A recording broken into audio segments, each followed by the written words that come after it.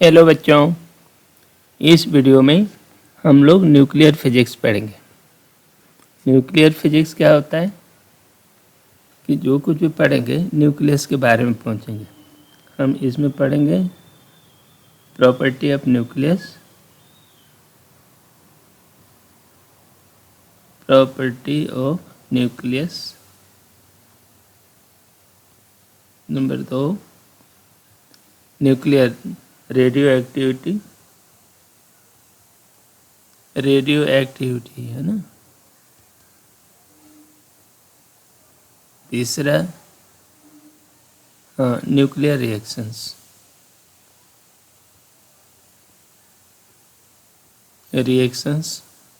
दोनों तरह के, फिशन और फ्यूजन। ठीक है ना। तो ये वीडियो तुम्हारे एनसीईआरटी का एक पूरा चैप्टर है, इस पर सवाल भी बनते हैं। ये बहुत ही इम्पोर्टेंट टॉपिक है।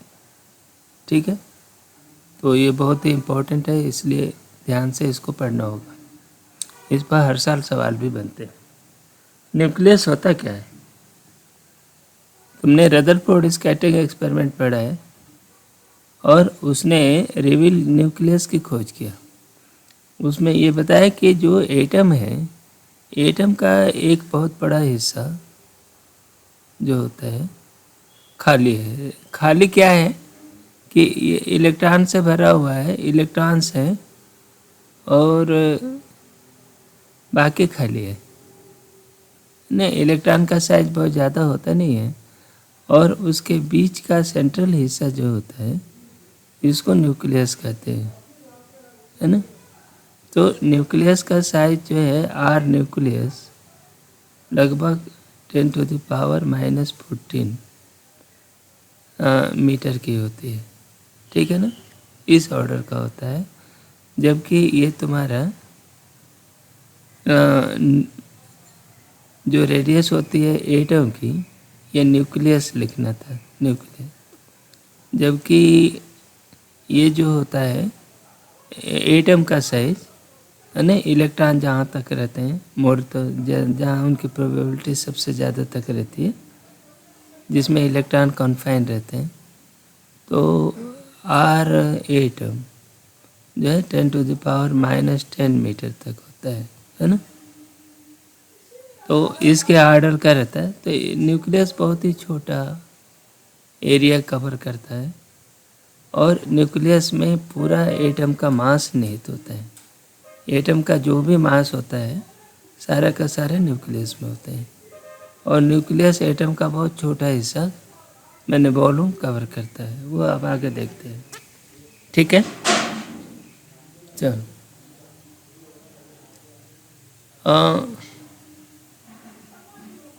न्यूक्लियस के बारे में बात करेंगे, तब तक ये आइसोटोप्स भी समझ लेते हैं।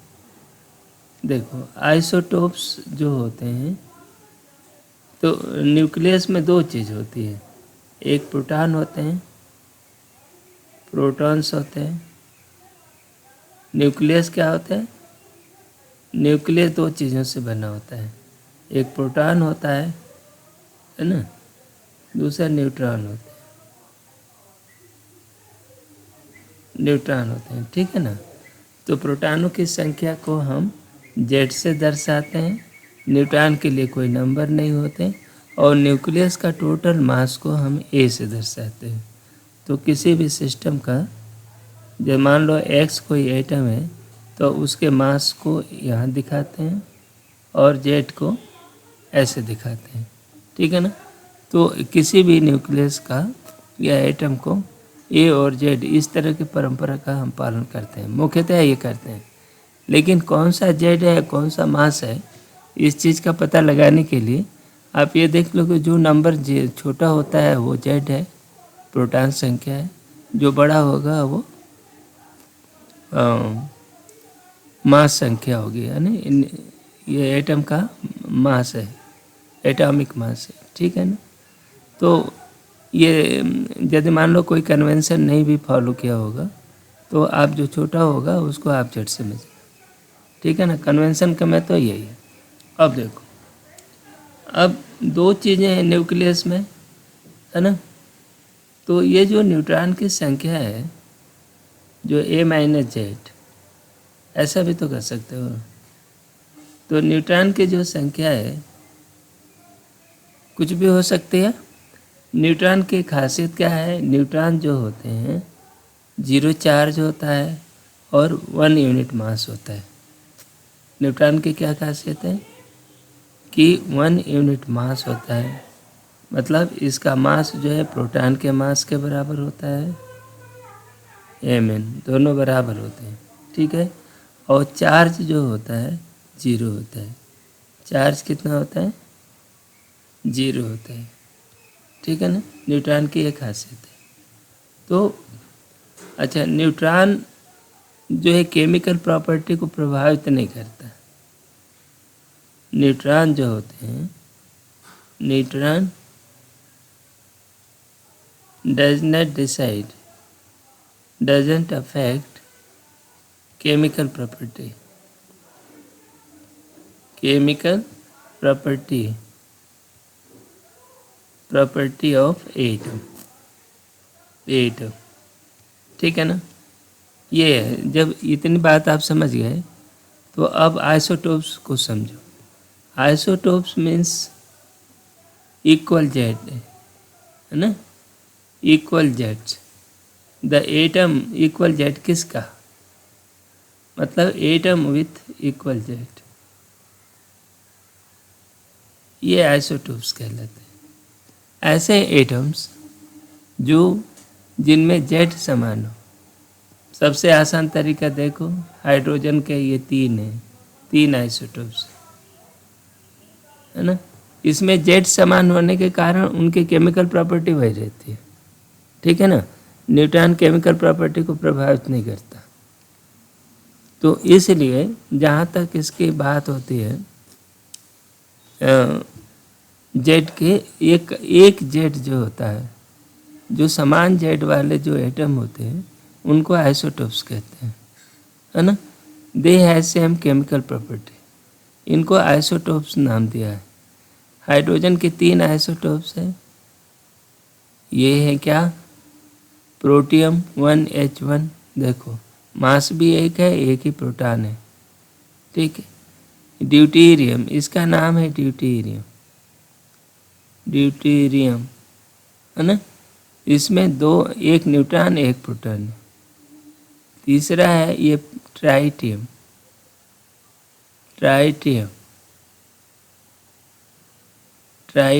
है ना। ये ट्राइटियम में 2 न्यूट्रॉन है, एक प्रोटॉन है। तो ये तीनों तरह के आइसोटोप्स हाइड्रोजन के मिलते हैं, लेकिन सबसे ज़्यादा मिलता है ये प्रोटियम इसका नाम भी है ना, प्रोटॉन वाला प्रोटियम। ये 99% यही रहता है। ये 1% के आसपास ये ड्यूटेरियम मिलता है, और ट्राइटियम बहुत ही थोड़ा मिलता है, बहुत ही कम, नाम मात्र का, कहीं दिखता नहीं। ये आर्टिफिशियली बनाया जाता है। तो ये तीनों आइसोटोप्स मिलते हैं हाइड्रोजन के, ठीक है ना। लेकिन आइसोटोप्स के वजन अंतर हो जाता है, भारी हो जाते हैं। जैसे प्रोटियम का 1 ग्राम, जैसे 1 एवोगैड्रो नंबर आपने प्रोटियम लिया तो उसका वजन 1 ग्राम होगा, है ना। एवोगैड्रो नंबर जानते हो, Na, 1 Na नंबर इसका लिया प्रोटियम का तो 1 ग्राम होगा, तो ये 2 ग्राम का हो जाएगा और ये 3 ग्राम का हो जाएगा, ठीक है ना।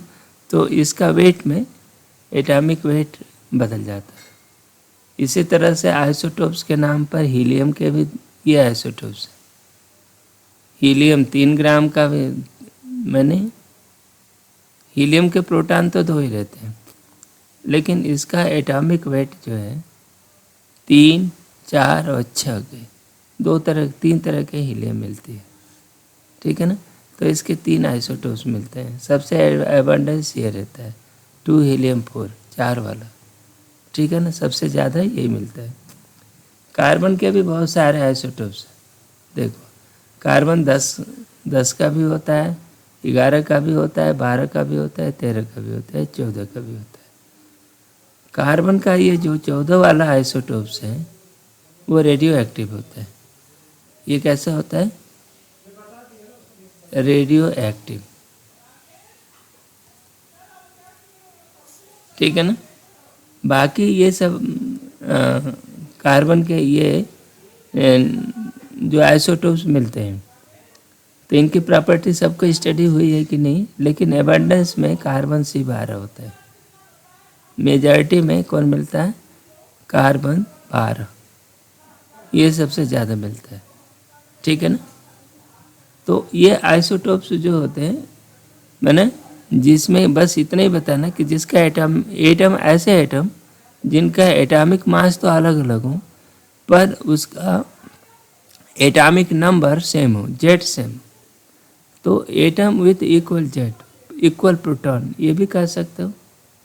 और इनकी खासियत क्या हो गई कि same chemical nature but weights difference, ठीक है ना। ये सारे के सारे हाइड्रोजन एक ही तरह का हाइड्रोजन की तरह बिहेव करेंगे, सबकी प्रॉपर्टी वैसे ही है।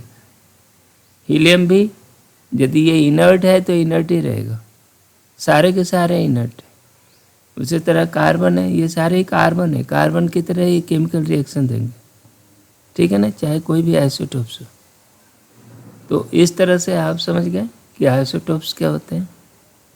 तो आइसोटोप्स की बात है तो नाम की बात है, इसको घबराने की बात नहीं है, ठीक है ना। आगे चलते हैं। अब दूसरा इसी से मिलता जुलता आता है आइसोबार्स। आइसोबार में क्या होता है, देखो ये ए था और ये जेड था, है ना। आइसोबार तो जैसे कि जेड बराबर था, तो इसको कहते हैं एटम्स विथ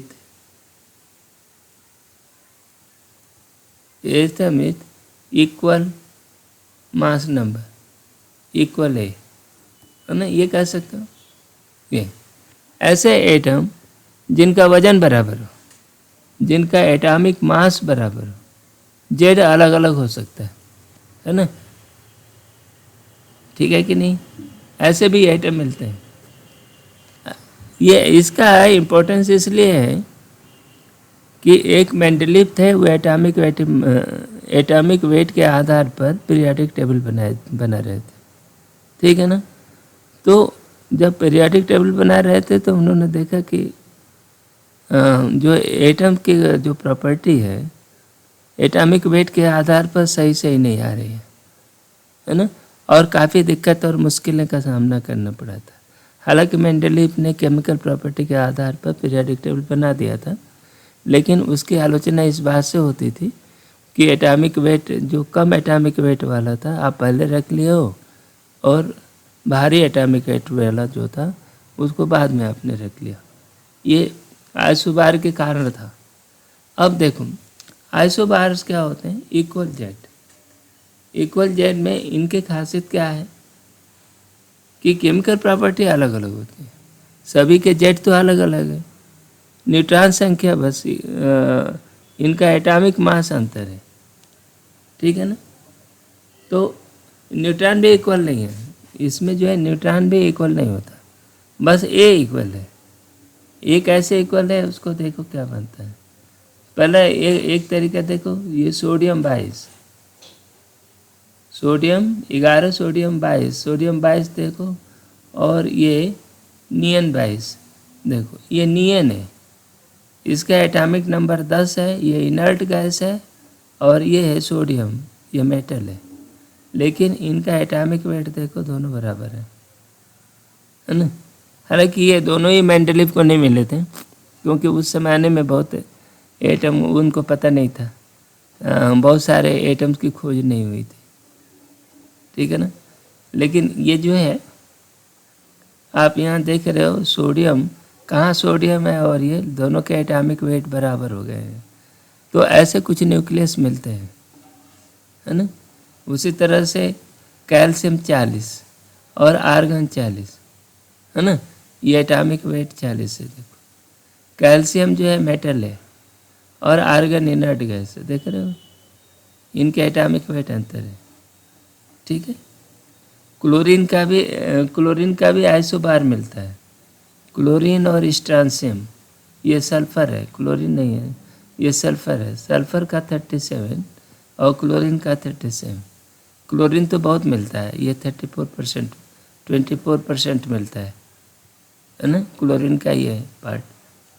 तो ये आइसोटॉप्स काफ़ी एबंडेंस है, लेकिन इसका वेट जो है देखो 37, ये आइसोबार है, ठीक है। उसी तरह से हाइड्रोजन हीलियम, और हाइड्रोजन का ट्राइटियम और हीलियम का 3, ये वाला, ये भी देखो, ये भी आइसोबारिक है। तो अब आइसोबारिक को डिसाइड करने के लिए उससे कार्बन 14 और नाइट्रोजन 14, ये भी नेचर में मिलते हैं। तो मतलब ऐसे बहुत सारे आपके न्यूक्लियस मिलते हैं, एटम मिलते हैं, जिनका कि एटॉमिक मास बराबर हो, है ना। ऐसे में एटॉमिक मास की क्या खासियत है कि mass equal, only mass is equal, mass equal क्या, only mass equal 1, but chemical property differs, chemical property entirely differs, different. ये होगा कि नहीं इसे, तो ये आपने समझ लिया आइसो बार और आइसो केमिकल, ये है ना, दोनों में क्या फर्क होता है। अब आपके पास एग्जाम्पल दे दिया जाएगा कुछ कि इसमें आइसो बार छाटो और आइसोटोप्स छाटो, ठीक है। अब एक तीसरे तरह का चीज़ होता है आइसोटोन्स। आइसोटोन्स बस नाम है ना। आइसोटोन्स क्या है कि equal A - Z,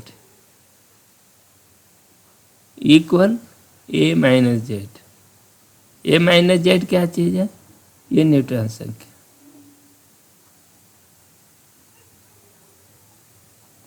neutron numbers, है ना। Atom with equal neutron numbers, बस सीधे सी बात है ना। ये शास्त्रीय डिफिनीशन ये सामने हमने लिख दिया है, पढ़ लेना। लेकिन समझने के लिए यही है कि एटम जिसका A - Z बराबर हो, मतलब न्यूट्रॉन संख्या बराबर हो, ठीक है ना। इनका कोई खास रोल नहीं है, इसके बारे में प्रॉपर्टी के बारे में भी नहीं बात कर सकते, और इनके एटॉमिक मास के बारे में भी हम नहीं कुछ कर सकते, ठीक है ना। लेकिन हाँ, ये इनके नंबर ये है कि एक नाम है ना। कई बार इसमें आपको सवाल दे दिया जाता है कि आइसोटोन्स बताओ या इलेक्ट्रॉन न्यूट्रॉन नंबर बताओ। तो न्यूट्रॉन नंबर मान लो कोई ऐसा दिया A और ये Z, तो न्यूट्रॉन नंबर क्या होगा, न्यूट्रॉन नंबर इसका क्या होगा A - Z, आप घटा दो, ठीक है ना। इसको आप न्यूट्रॉन नंबर कहते हो, ओके। तो ये 3 तरह की चीज़ें थी, नॉमेनक्लेचर है, शब्दावली है ना। आप उसमें समझ सकते हैं, ऐसा देख करके आप बता सकते हो। देखो ये क्लोरीन 17 क्लोरीन और इसका 37, तो जाओगे ये 20 न्यूट्रॉन है, 37 - 17 20, और इसमें प्रोटॉन संख्या कितनी है 17 है, 20 न्यूट्रॉन है, ठीक है। उसी तरह से पोटेशियम में गिन लो, पोटेशियम में 39, और तो देखो न्यूट्रॉन संख्या कितनी हो गई 20, और प्रोटॉन संख्या Z कितना हो गया 19 दिया ही है ना। और टोटल मास ये है, ठीक है। तो ये ऐसे ही है, किसी भी न्यूक्लियस को देख करके इसमें प्रोटॉन संख्या A - Z आप आराम से निकाल सकते हो, ठीक है। आगे बढ़ते हैं। अब एक चीज़ और देखो कि एटॉमिक मास और केमिकल कंपोजिशन, यानी इनका कंपोजिशन, न्यूक्लियस का कंपोजिशन तो हम लोग समझ चुके कि न्यूक्लियस में केवल न्यूट्रॉन होते हैं न्यूक्लियस के अंदर, और प्रोटॉन्स होते हैं, है ना, ठीक है कि नहीं। न्यूट्रॉन नंबर को N से बता सकते हो, और ये A - Z कह सकते हो ये, और प्रोटॉनों की संख्या को Z कहते हो। ऐसा न्यूक्लियस बना हुआ है। इलेक्ट्रॉन जो होते हैं इसके चारों ओर घूम रहे हैं, है ना। जैसा कि आधुनिक मॉडल आप जानते हो, सेल्स है, sp-df सेल्स है, ऑर्बिटल्स है, और उसके चारों ओर इलेक्ट्रॉन जा रहे हैं। पर अब क्या होता है कि अभी इनके मास के बारे में बात करेंगे। पहले ये समझ दो कि ये पार्टिकल जो है ना बहुत ही छोटे होते हैं, बहुत ही छोटे होते हैं। इनको मेजरमेंट का तरीका है एटॉमिक मास यूनिट। क्या है? Atomic mass unit. तो जितना छोटा पार्टिकल है ना, एटॉमिक मास यूनिट, इसको इस यूनिट में बताते हैं। ये यूनिट डिफाइन की जाती है। एक यूनिट जो होती है कार्बन 12 का mass of the one carbon 12। Carbon का आइसोटोप्स देखा जो 12 वाला है, उसका और से 12 से भाग दे दो। इसको मेजर किया गया है ना। और ये जो है एक एटॉमिक यूनिट किलोग्राम में 1.660539 गुणे 10⁻⁻⁷। इसको याद करके रखना, इसको याद करके रखना होगा, क्योंकि इस पर ये सवाल आता है। ठीक है ना, कि एक एटॉमिक मास यूनिट डिफाइन कैसे की जाती है। तो कार्बन के एक एटम का 12वां हिस्सा, ठीक है ना। तो उसका कार्बन के एक एटम में क्या रहता है, देखो 6 न्यूट्रॉन है और 6 प्रोटॉन है। दोनों के मास का कोई एवरेज है ना। दोनों का न्यूट्रॉन और प्रोटॉन के जो मास है उनका एक एवरेज है, एक इनका तो 1.66 किलोग्राम इतना होता है। इसमें क्या होता है, जो प्रोटॉन का जो मास है ना, प्रोटॉन का मास होता है 1.00727। ये ध्यान से देखो, ठीक है। तो और इसको किलोग्राम में बदलें तो इतना है। वहीं न्यूट्रॉन का जो मास होता है थोड़ा सा ज़्यादा होता है, 727 है ना, और ये 866 है, तो इसमें थोड़ा ज़्यादा होता है। और ये देखो 1.674 हो गया, ये 72 था, ये 4 हो गया। इतना किलोग्राम एक न्यूट्रॉन का होता है। तो न्यूट्रॉन थोड़ा भारी होता है, प्रोटॉन क्या होता है, छोटा होता है। ठीक है, तो ये एक बात है। ये चीज़ इनके नापने का तरीका समझ लिए। और न्यूक्लियस में न्यूट्रॉन प्रोटॉन कहाँ होते हैं, कौन कौन लोग रहते हैं पार्टिकल, वो समझ लिया। अब अगला देखो, न्यूक्लियर की जो रेडियस होती है ये मेजरमेंट पर हुआ है।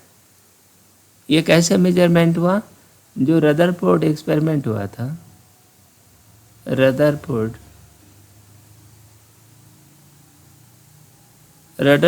स्कैटरिंग है ना, स्कैटरिंग एक्सपेरिमेंट तुम जानते हो है ना। उसी में अलग अलग एटम का टारगेट ले लो, जो टारगेट है ना, जो बम्बार्डमेंट कर रहे थे जिस पर, तो टारगेट न्यूक्लियाई को अलग अलग ले करके और देखोगे, और जो बाउंस हो रहा था इलेक्ट्रॉन, जो अल्फा पार्टिकल बाउंस हुआ, उसके आधार पर इससे पता लगता है कि नियरेस्ट क्लोजेस्ट अप्रोच क्या है। तो इससे इन्होंने रेडियस निकाली। क्या निकाली, रेडियस। तो अलग अलग एटम की रेडियस के बारे में उन्होंने देखा कि ये जो रेडियस होती है ना, इनका रेडियस, ये बहुत इंपॉर्टेंट इक्वेशन है कि न्यूक्लियस का जो रेडियस है ये क्या है, न्यूक्लियर रेडियस। हम लोग बात कर रहे हैं न्यूक्लियर रेडियस का, एटॉमिक मास का पावर 1/3 घात रहता है, जहाँ R0 जो होती है एक कांस्टेंट है, उसकी वैल्यू 1.25 फर्मी है। फर्मी माने 10⁻⁻⁵।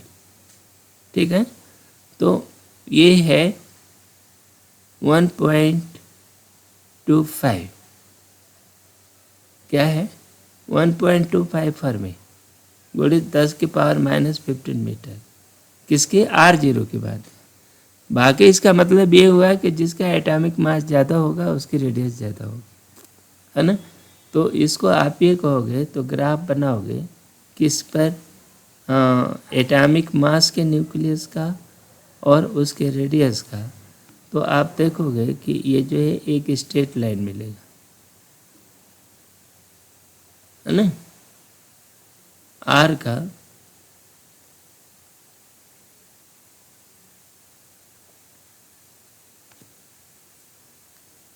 ये मिलेगा क्या?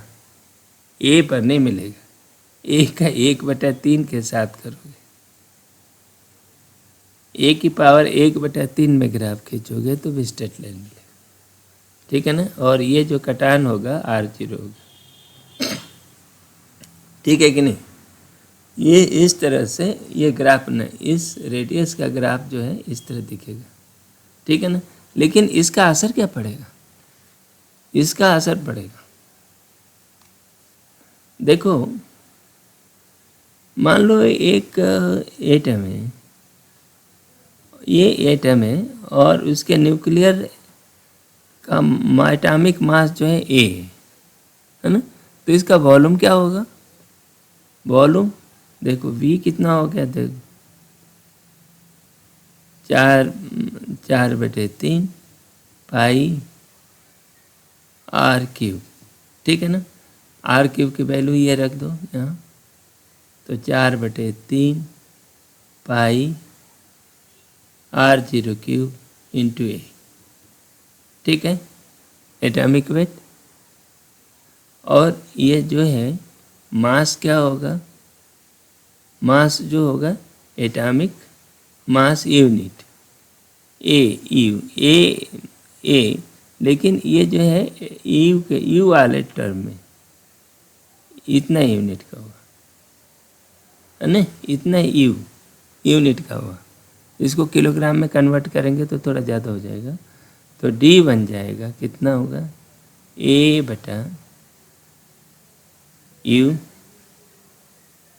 4/3 पाई R03 इंटू ए, ठीक है ना। तो इसको देखो, ए से ए कट गया और एक यूनिट, और ये 4/3 पाई R03 इतना बन गया। ये देखो, ये डेंसिटी सारे न्यूक्लियस के लिए समान है ना, दिस इज कांस्टेंट। कुल मिलाकर क्या हुआ? This implies nuclear density is, इसको अभी कैलकुलेट करेंगे, न्यूक्लियर डेंसिटी कितनी होगी। Nuclear density is equal in all nucleus. दुनिया में जितने भी न्यूक्लियस हैं उनकी न्यूक्लियर डेंसिटी समान है, ठीक है ना। इस चीज़ को और मॉडिफाई करेंगे, डेंसिटी कैसे निकालेंगे, एक्चुअल डेंसिटी। देखो न्यूक्लियर डेंसिटी की बात आएगी तो न्यूक्लियर डेंसिटी ये ऐसा ही किया, देखो जैसे ये ऑक्सीजन का है, इन्होंने किया ऑक्सीजन का ये लिया, ठीक है। ये कैसे करेंगे? मान लो देखो ए एटम है, ये उसका ये है, तो मास क्या होगा? ये x है, ये z, ये है ना। अब इसकी डेंसिटी निकाल रहे हैं, तो देखो मास कितना हो गया? मास हो गया A गुणित 1.66 गुणित 10⁻⁻27, इतना किलोग्राम हुआ, kg हुआ, ठीक है ना। वॉल्यूम क्या हो गया? वॉल्यूम हो गया कितना? ये 4/3 पाई R0 कितना था? 1.25 गुणित 10⁻⁻15 पर 3 घात, ठीक है। और एक का क्यूब तो ए हो गया, ठीक है ना। आप वो डेंसिटी देखो क्या निकला, डेंसिटी हुआ 1.6 गुणित 6 गुणित 10⁻⁻27, ठीक है ना। और ये नीचे हो गई 4/3 पाई 1.25 गुणित 10⁻⁻15 की पावर 3, ठीक है ना। इसको सरल करोगे, इसको सरल करते हो तो ये आता है 2.3 गुणित 10⁻17। ये याद करके रख लेना, है ना। ये सारी न्यूक्लियर डेंसिटी इतनी ही आती है, इससे कम नहीं, ज़्यादा नहीं। तो ये ऑक्सीजन का इन्होंने कैलकुलेट किया है ना। यहाँ पर एक तुम्हारे एनसीईआरटी में उदाहरण दिया हुआ, तो ऑक्सीजन का ये कैलकुलेट किया है कि न्यूक्लियर रेडियस आप वो यहाँ इन्होंने दे दिया है, ये इसके 3 मान लिया है ना, और ए को भी उसमें समाहित कर लिया है। फिर उसके बाद the find the density of nuclear matter. हम लोग जो जानकारी है R0 के हिसाब का अपनी वैल्यू लिया, पीछे के जैसे R0 था ना 1.25, इसको वैल्यू ले करके इसका गणना किए हैं। उसी के आधार पर इन्होंने पहले 16 का निकाल लिया, फिर उसके बाद ये किया है, ठीक है ना। तो इस पर ये निकाल लिया है, फिर ये गणना ऐसे ही किया है बिल्कुल। ये 16 है, 16 एटम का वजन इतना हो गया, है ना, और उसका वॉल्यूम हो गया इतनी, ठीक है। ये रेडियस दिया है तो रेडियस वॉल्यूम हो गया, तो इतना ये निकाल लिया, तो कुल मिला करके इतना ही आना है। तो अभी सवाल क्या हुआ, इसमें हम लोगों ने ये देखा कि nuclear density all over the world और किसी भी एटम पर, चाहे किसी भी न्यूक्लियस की बात करो, चाहे बड़ा हो छोटा हो, उसकी डेंसिटी समान होती, ठीक है।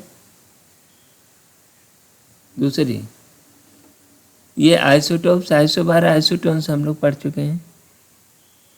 न्यूक्लियर स्टेबिलिटी की बात करें, ये इम्पोर्टेंट है। न्यूक्लियस जो है वो स्टेबल होगा या अनस्टेबल होगा, उसकी बात करें तो क्या है, तो न्यूक्लियर की स्टेबिलिटी का पहला फैक्टर है उसकी बाइंडिंग एनर्जी पे। बाइंडिंग एनर्जी हम लोग अलग से पढ़ेंगे, आगे पढ़ेंगे, है ना, कि न्यूक्लियर की बाइंडिंग एनर्जी ये क्या चीज़ है। बाइंडिंग एनर्जी का थोड़ा सा ये देखो, ये जो मान लो X कोई न्यूक्लियस है, A उसका एटॉमिक नंबर है और Z इसका ये है, ठीक है ना। अब होता क्या है कि इसमें देखो नेचर में क्या हुआ कि A माइनस जेड न्यूट्रॉन है, न्यूट्रॉन मिले और जेड प्रोटॉन मिल करके ये न्यूक्लियस बनाए, है ना। तो ये फ्री न्यूट्रॉन और फ्री प्रोटॉन का जो वजन था वो कितना हो गया, देखो N Mn, ठीक है, इतना वजन हो गया। इनका वजन कितना हो गया, Z Mp, प्रोटॉन के बराबर हो गया, ठीक है कि नहीं, इतना वजन है। अब क्या तुम सोचते हो कि जब ये न्यूक्लियस बन गया, अब इस पूरे न्यूक्लियस का वजन जो जोड़ते हो तो ये क्या है, Mn न्यूक्लियस। ओह हमने गलती कर दिया, इसको कैपिटल N कर दो, न्यूट्रॉन वाले को कैपिटल 1 Mn कहते हैं, और Mn न्यूक्लियस न्यू कर दो। तो होता क्या है कि जब एटम को वजन तोलोगे तो Mu जो होता है वो लेस होता है, कितने से, Mp plus A minus Z M nucleus M neutron, इतना से हमेशा छोटा होता है। ये ऐसा पाया गया, कैसे, ये कहाँ से मिला, एक्सपेरिमेंटली मिला, एक्सपेरिमेंटली देखा गया। अब क्या हुआ कि देखो डेल्टा M जो है वो क्या चीज़ है, डेल्टा M इन दोनों का जो डिफरेंस है ZMn plus A minus Z, ये M प्रोटॉन है, Mn न्यूक्लियस, ठीक है, माइनस M न्यूक्लियस, ठीक है ना, इसको हम डेल्टा M कहें। तो ये डेल्टा M ऑलवेज पॉजिटिव रहती है, डेल्टा ग्रेटर देन 0 होती है। आइंस्टाइन कहते हैं कि जो मास लॉस हुआ इनका, ठीक है ना, तो वो इनके पोटेंशियल एनर्जी के रूप में स्टोर हो गया। तो ये जो है बाइंडिंग एनर्जी है, क्या है, तो बाइंडिंग एनर्जी ये डेल्टा M इंटू सी स्क्वायर। आइंस्टाइन कहते हैं कि जो एनर्जी होती है वो किसी मास जो होता है एनर्जी का ही एक रूप है। तो mass is equivalent to M, mass is equivalent to MC square energy. ये आइंस्टाइन का तो फेमस रिलेशन है, ठीक है, E equal to MC square, ठीक है। तो ये जो मास इसका जो कम हुआ वो उसकी बाइंडिंग एनर्जी बन गई। बाइंडिंग एनर्जी क्या हुई, वो एनर्जी बनी होगी, वो एनर्जी इनका निकल गया। अब इलेक्ट्रॉन जो है मान लो पोटेंशियल, एटम जो है पोटेंशियल स्टेट ऐसे पहुंच गए। पहले ये फ्री एटम इस स्टेज में थे, अब इस वैल्यू में पहुंच गए, है ना। आप ऐसे सोचो, ये यहाँ पर ओरिजिन है, एक्स एक्सिस है, मतलब ये डिस्टेंस आर है ये कुछ, और ये जो है इनकी एनर्जी है यू, है ना। तो इनकी जो पोटेंशियल एनर्जी है क्या हुई, तो ये जो मास है ये डेल्टा M से या तो जब बना होगा तो उतना एनर्जी स्पेस में चली गई होगी, उसकी वजह से ये डेल्टा MC स्क्वायर जो है वो बाइंडिंग एनर्जी कहलाती है। इनकी बाइंडिंग एनर्जी ये जो है ये पोटेंशियल वेल ये गड्ढे में गिर गए, है ना, जिसकी वजह से ये सब एक दूसरे से बंध करके न्यूक्लियस में आ गए, न्यूक्लियस बना दिया। पहले ये फ्री थे, नेचर में जब रहे होंगे, पहले बिग बैंग का समय हुआ होगा, तो ये अलग अलग थे पार्टिकल। जब एटम बना तो ये सारे पार्टिकल इकट्ठे हुए और ऐसे करने में इसमें एनर्जी रिलीज हुई और फिर वो एटम बन गए, और जो एनर्जी रिलीज हुई वो स्पेस में चली गई। और ये जो एनर्जी अब ये जो है उनकी पोटेंशियल एनर्जी के रूप में जो उनको बाइंडिंग एनर्जी का काम कर रही है ना, ये अब दिखाई देती है ना। तो इसको कहते हैं total binding energy delta M into c. इस चीज़ को क्या कहते हैं, बाइंडिंग एनर्जी, ठीक है ना। तो ये और ये डेल्टा M को बोलते हैं mass defect. Delta M is called mass defect.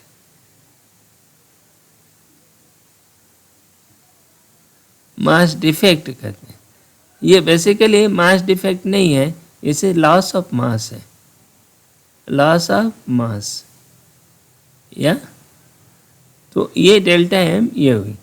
अब ये देखो बाइंडिंग एनर्जी जो होती है पर न्यूक्लियन बड़े काम की होती है। एक फिगर होती है binding energy per nucleon. Per nucleon क्या होता है, ये न्यूट्रॉन और प्रोटॉन को हम न्यूक्लियन कहते हैं कॉमन रूप से। न्यूक्लियस में जो लोग रहते हैं उनको कॉमन रूप से न्यूक्लियन कहते हैं। तो बाइंडिंग एनर्जी पर न्यूक्लियन एक टर्म भी यूज होता है, न्यूक्लियन कुछ होगा, देखो वो कितना हुआ, delta MC square by total A से भाग दे दो, तो किसी भी एलिमेंट का बाइंडिंग एनर्जी पर न्यूक्लियन ये इतना होगा, ठीक है ना। तो देखो, तो अब ये बाइंडिंग एनर्जी समझ गए। तो यहाँ स्टेबिलिटी के मामले में बाइंडिंग एनर्जी बेसिकली क्या है, वो पोटेंशियल एनर्जी है। न्यूक्लियनों की पोटेंशियल एनर्जी है, इससे पता लगता है कि वो कितने गड्ढे में है। जिसकी बाइंडिंग एनर्जी कम होगी पर न्यूक्लियन, तो उसकी पोटेंशियल एनर्जी कम है ना। अच्छा, जो ज़्यादा गहरे गड्ढे में है, जैसे मान लो 2 न्यूक्लियन है, ये पास पास बंधे हुए हैं, तो इसका मतलब इनको अलग करने के बाइंडिंग एनर्जी जितनी ज़्यादा होगी उतनी ज़्यादा एनर्जी आपको लगेगी इनको अलग करने में। यदि ये न्यूक्लियन जो हैं आपस में बंध गए हैं, आपस में बंध करके न्यूक्लियस बने हुए हैं, इन न्यूक्लियनों को अलग करने में आपको जितनी ज़्यादा बाइंडिंग एनर्जी होगी उतनी ज़्यादा एनर्जी आपको तोड़ने के लिए लगेगा, ठीक है ना। तो इसलिए ये बाइंडिंग एनर्जी इम्पोर्टेंट है। तो बाइंडिंग एनर्जी का स्टेबिलिटी से क्या संबंध है, तो more the binding energy more stable is nucleus. क्या है, पहली चीज़ है क्या है, greater the binding energy of nucleus greater is stability. ये समझ गए। तो stability of nucleus is determined by value of binding energy पर nucleon. Higher the binding energy पर nucleon more stable the nucleus. ये समझ में आएगा ना, क्यों कि ज़्यादा गड्ढे में है, उनके पोटेंशियल एनर्जी। एक्चुअली क्या है कि ये न्यूक्लियनों के बीच में कुछ अट्रैक्शन फोर्स लगता है। जैसे कूलम फोर्स जानते हो, इलेक्ट्रॉन और प्रोटॉन के बीच में लगता है, वो कूलम फोर्स अट्रैक्शन वाला इलेक्ट्रॉन और प्रोटॉन के बीच में रखता है, और इलेक्ट्रॉन और प्रोटॉन आपस में बच जाते हैं। इनको अलग करने के लिए आपको एनर्जी देनी पड़ती है। तो जितनी ज़्यादा मजबूती से बंधा होगा उनकी पोटेंशियल एनर्जी उतनी ज़्यादा होगी, ठीक है। उसी तरह बाइंडिंग एनर्जी भी एक तरह की पोटेंशियल है, बाइंडिंग पोटेंशियल है। तो जिसकी बाइंडिंग एनर्जी पर न्यूक्लियन ज़्यादा होगी उतनी मजबूती से बंधा होगा और वो उतना ही स्टेबल न्यूक्लियस होगा, ठीक है। पहले एक तरीका तो ये है कि बाइंडिंग एनर्जी के आधार पर डिसाइड कैसे करेंगे कि न्यूक्लियस स्टेबल है कि अनस्टेबल है। दूसरी बात, दूसरा है कि न्यूट्रॉन प्रोटॉन रेशियो, ये चीज़ है न्यूट्रॉन प्रोटॉन रेशियो। अब ये इसका हमने लिखा है, वीडियो पॉज करके आप पढ़ सकते हो, लेकिन इसका कोई मतलब नहीं है, हमने लिखा भी नहीं है, ये कहीं से किसी बुक का, स्टैंडर्ड बुक का है, ये कोई पढ़ सकते हो, लेकिन कोई ख़ास बात नहीं है इसमें। Neutron proton ratio, NP ratio है ना, NZ रेशियो, NZ, ये रेशियो जो है NZ, N/Z, ठीक है ना। यहाँ पर देखो, जो दुनिया के जितने भी स्टेबल न्यूक्लियस हैं उनको इसमें मैप किया गया है। न्यूट्रॉनों की संख्या यहाँ N दिखाई गई है, यहाँ पर देखो प्रोटॉनों की संख्या है Z दिखाया गया है, ठीक है। अब क्या है, शुरू में जो छोटे न्यूक्लियस हैं 10 के नीचे तक आप देख रहे हो, इसमें न्यूट्रॉन और प्रोटॉन संख्या बराबर है। लेकिन ये जैसे जैसे जैसे जैसे न्यूक्लियस भारी होते जाते हैं, न्यूट्रॉनों की संख्या प्रोटॉनों की संख्या से ज़्यादा होती है, ज़्यादा होती जाती है। और ये जो काली पट्टी दी हुई है ना, काली पट्टी, ठीक है ना, इस काली पट्टी के अंदर जो रेशियो है में, यदि न्यूट्रॉन प्रोटॉन रेशियो इस काली पट्टी के अंदर ही रहेगा तब तो स्टेबल होगा, नहीं तो इस पट्टी के बाहर चला जाए तो भी रेडियो एक्टिव हो जाता है, इस पट्टी के नीचे चला जाए तो भी रेडियो एक्टिव हो जाता है, ठीक है ना।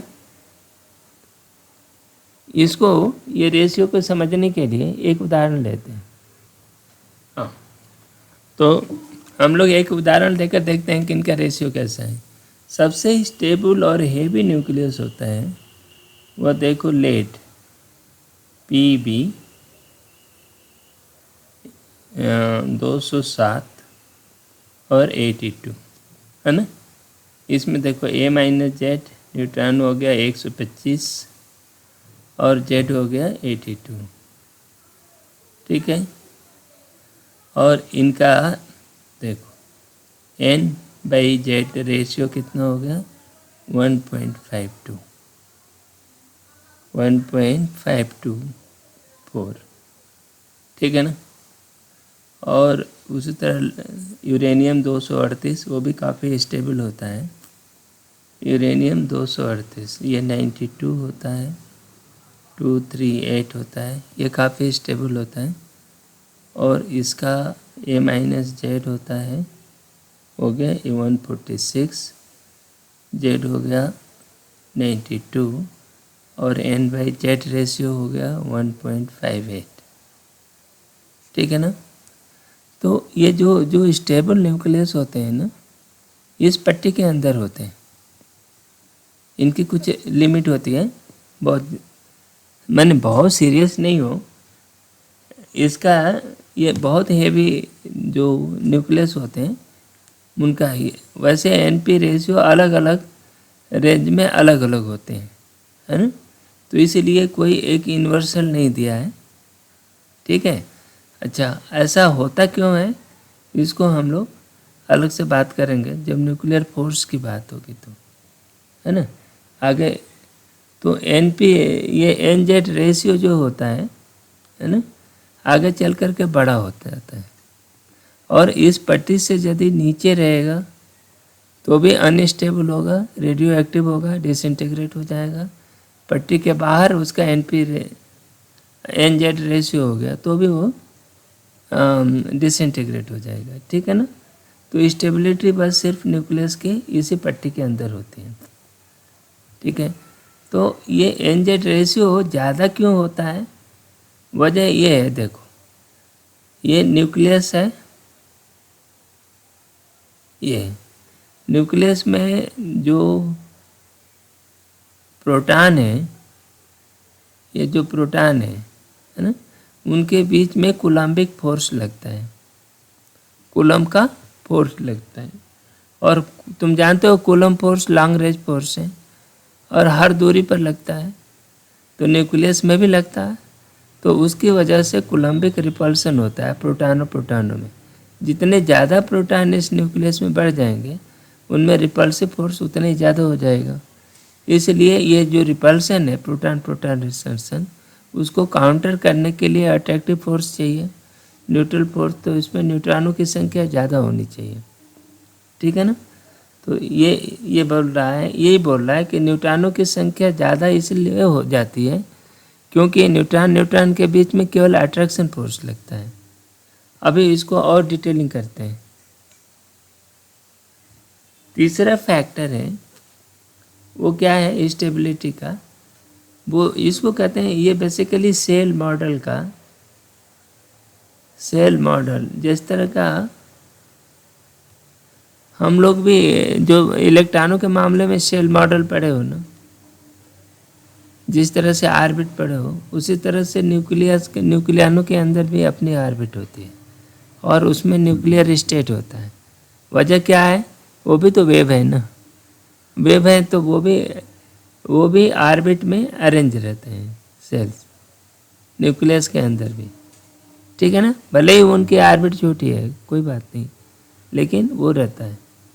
तो अब उसमें क्या होता है कि ये नेचर में देखा गया है, देखो कि जितने स्टेबल हैं, मोस्ट स्टेबल हैं, उसमें 165 न्यूक्लियस हैं जिनके प्रोटॉन संख्या भी इवन है और न्यूट्रॉन संख्या भी इवन है, ठीक है ना।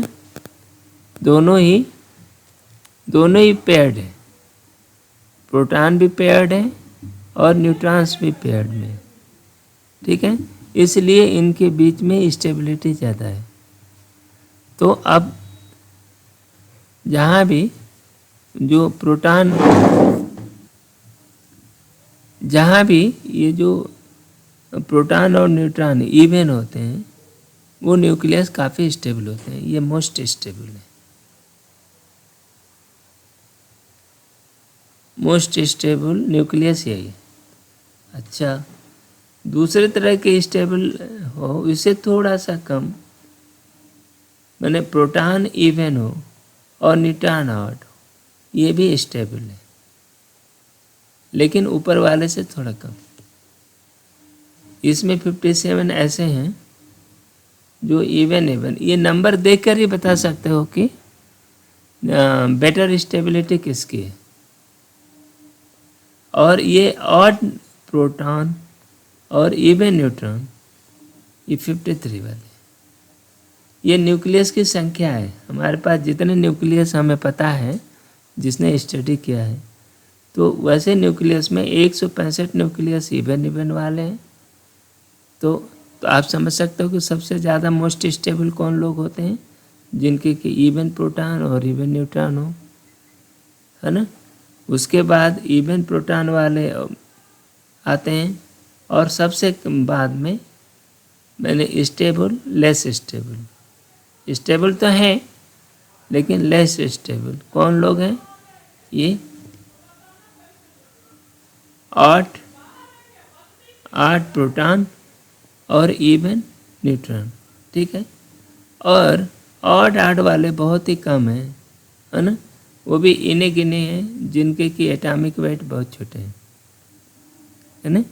ऐसे न्यूक्लियस जो हैं जिसमें 6 हैं, और वो भी स्मॉलर एटम वाले हैं। मैंने 6 वाले जो हैं जैसे एक तो हाइड्रोजन ही है अकेला, ठीक है, और लिथियम है, ठीक है ना।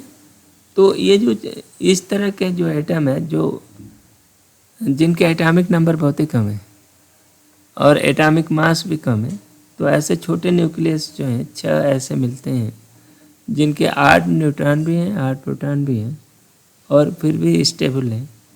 तो ये वाले हैं।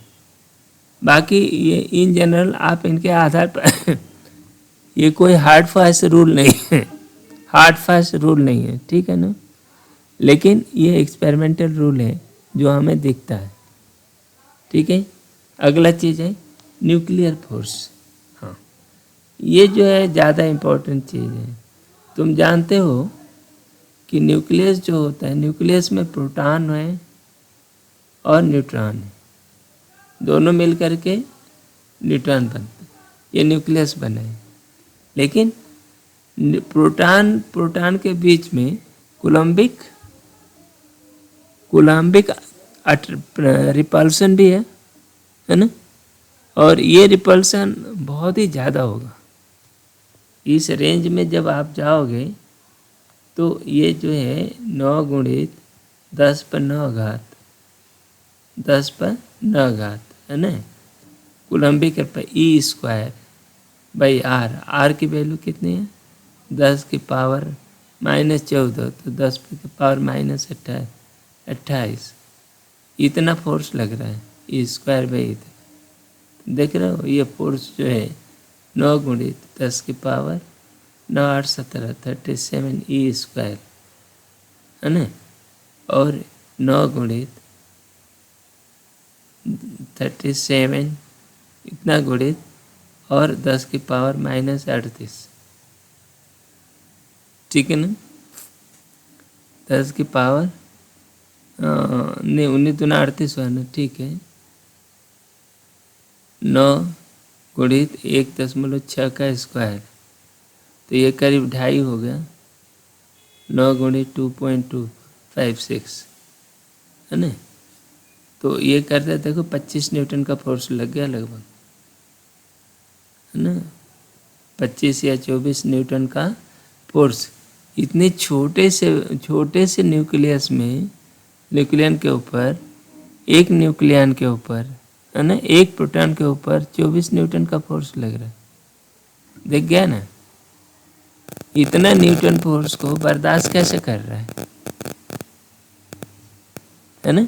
एक छोटा सा एटम इतना हैवी फोर्स को कैसे बर्दाश्त करना है। इसका वजन देखो 10⁻⁻27 kg का है, मास इतना है। आप समझ सकते हो कैसे करता है। तो ये ऐसा इसलिए होता है कि एक तीसरा फोर्स होता है, एक चौथा फोर्स होता है। 3 फोर्स तुम पढ़ चुके हो, जानते क्या हो कि इलेक्ट्रोमैग्नेटिक फोर्स जानते हो, ग्रेविटेशनल फोर्स जानते हो, ठीक है, वो तुम फोर्स जानते हो। चौथा फोर्स होता है वो, इसको कहते हैं न्यूक्लियर फोर्स, और उसको दूसरे तरह से हम स्ट्रांग फोर्स भी कहते हैं, इसको स्ट्रांग फोर्स कहते हैं। ये फोर्स जो है बहुत ही स्ट्रांग होता है और बहुत थोड़े एरिया में लगता है। देखो 3 फर्मी, ये दूरी है फर्मी में, 3 फर्मी के बीच में, ये देखो ये 0.8 फर्मी से लेकर के और 3 फर्मी के बीच में, 2 के बीच में, ये अट्रैक्टिव फोर्स होता है। ये फोर्स क्या है? अट्रैक्टिव फोर्स है। ये स्ट्रांग फोर्स जो है दो न्यूक्लियस, और उसमें न्यूट्रॉन में भी लगता है, न्यूट्रॉन न्यूट्रॉन के बीच में भी लगता है, न्यूट्रॉन प्रोटॉन के बीच में भी लगता है, और प्रोटॉन प्रोटॉन के बीच में भी लगता है। ये बहुत ही स्ट्रांग फोर्स है, और इतना स्ट्रांग कि ये जो कूलम फोर्स भी उसके आगे कुछ नहीं है, ठीक है ना। लेकिन इसकी बात क्या है कि ये बहुत ही शॉर्ट रेंज है। ये क्या है? शॉर्ट रेंज फोर्स है। शॉर्ट रेंज फोर्स का मतलब क्या है? जब न्यूक्लियस जो है 2 फर्मी के बीच में रहेगा, 2 या 3 फर्मी के अंदर रहेंगे तब तो लगेगा, दूर हो जाएंगे तो नहीं लगेगा, दूर हो जाएंगे तो नहीं लगेगा। इस वजह से क्या होता है, जैसे मान लो ये न्यूक्लियर है, न्यूक्लियस में एटम इतने दूरी पर आए, ये ऐसे यहाँ तक आए, तो और ये मान लो न्यूक्लियस कुछ उनकी रेडियस होगी, मान लो 1 फर्मी का है, तो इस बाहर वाले को सिर्फ अट्रैक्शन किसका लग रहा है? जो ये 2 वाले का, इतने तक का लगेगा, 3 तक, है ना। इसको खींचने का काम केवल 3 ही कर रहे हैं, ये बाकी सब बेकार हो गए, ठीक है ना। सेचुरेशन होने का मतलब ये हुआ कि ये 60 रेंज है जो 2 से 3 फर्मी, है ना, दूरी तक लगता है ना, इस दूरी में लगता है। और ये अट्रैक्टिव फोर्स है। कैसा फोर्स है? Attractive force. फोर्स तो यही है, ठीक है ना, लेकिन कूलम फोर्स भी लग रहा है, ठीक है ना। तो ये अट्रैक्टिव फोर्स एक सीमा है, कूलम फोर्स लगेगा तो ये न्यूक्लियस को डिस्टेबलाइज करेगा, पोटेंशियल एनर्जी कम करेगा। तो इसलिए पीछे जो हम लोगों ने वो देखा था, यहाँ कॉल है NP रेशियो में कूलम फोर्स न्यूट्रॉन के साथ अच्छा ये है कि वो कूलम फोर्स उसके साथ नहीं लगता है, और प्रोटॉन के पास क्या है? कूलम फोर्स लगता है। तो प्रोटॉनों की संख्या कम रहेगी, उनको कंपेंसेट करने के लिए जैसे जैसे प्रोटॉन संख्या बढ़ती है कूलम्बिक रिपल्सन भी बढ़ता है, ठीक है ना। तो न्यूक्लियस एक और स्टेबलाइज हो जाता है। दूसरे न्यूक्लियस जो होता है 60 रेंज होता है। 60 रेंज होने के कारण सारे न्यूक्लियन जो है बाहरी वाले एटम न्यूक्लियस को, इस वाले को, पेरिफेरल वाले को, वो क्या करते हैं? अट्रैक्ट नहीं करते, बल्कि केवल 2-3 ये जो भी लेयर होगी उसके हिसाब से वो उतने ही न्यूक्लियन उसको अट्रैक्ट करते हैं। और उसी में यदि कूलम्बिक फोर्स लग रहा है तो कूलम्बिक फोर्स तो लॉन्ग रेंज का है, सारे प्रोटॉन मिल करके एक को रिपल्स कर रहे हैं। आप ये सोच लो कि फोर्स ऑफ रिपल्सन हावी होने लगता है। ऐसे में neutron proton ratio, heavy atoms में न्यूट्रॉन प्रोटॉन रेशियो बड़ा होता जाता है। और स्टेबिलिटी के लिए ये होता है कि न्यूट्रॉन ज़्यादा हो और प्रोटॉन कम हो, ठीक है ना। तो ये न्यूक्लियर रिपल्सन को कंपेंसेट करने के लिए न्यूट्रॉनों की संख्या ज़्यादा लगेगी। तो ठीक है, फोर्स लगेगा अट्रैक्शन, न्यूट्रॉनों के बीच अट्रैक्टिव फोर्स तो है ही, है ना, और उसमें रिपल्सन नहीं होता, तो इसलिए वो कंपेंसेट करने में कुछ हद तक असर डालते हैं। इसका वजह ये होता है कि ये जो कूलम्बिक रिपल्सन का असर होता है कि न्यूक्लियस की संख्या टोटल न्यूक्लियस की संख्या 120 से ऊपर नहीं है ना। पूरे जो एलिमेंट हैं आपके 120 से ज़्यादा न्यूक्लियस है ही नहीं, 120 से ज़्यादा एलिमेंट है ही नहीं। Total number of element, total number of element है ना आर लेस देन 120 है ना, जो भी है इतनी है। तो नेचर में स्टेबल एलिमेंट की संख्या ज़्यादा नहीं बन पाई, तो ये इसी वजह से। ठीक है, आगे बढ़ते हैं। तो ये न्यूक्लियर फोर्स जो होता है वो एक बहुत अच्छा बाइंडिंग फोर्स है जो पूरे न्यूक्लियन को एक साथ इकट्ठे रखता है। ये प्रकृति का एक बहुत सोचा समझा फोर्स है ना, जो न्यूक्लियनों की स्टेबिलिटी के लिए इम्पोर्टेंस है ना।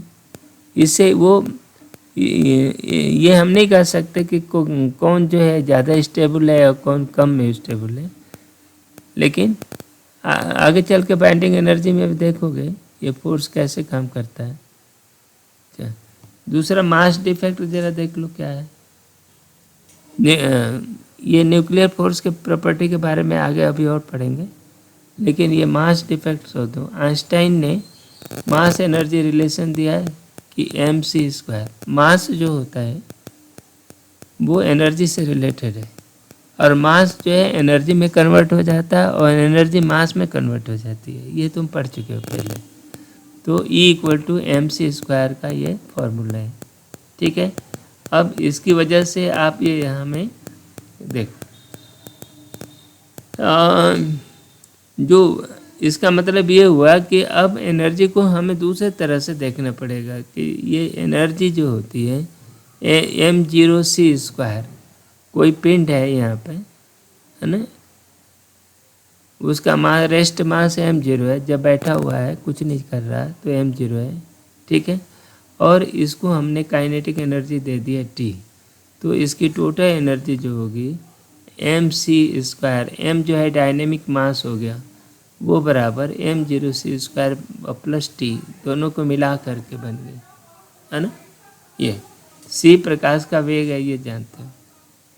ठीक है ना, तो ये एनर्जी जो होगी, ये जो आपने एनर्जी दिया वो और उसकी रेस्ट एनर्जी, ये दोनों मिल करके अब डायनेमिक मास जो है m बना mc² = T + m0c²।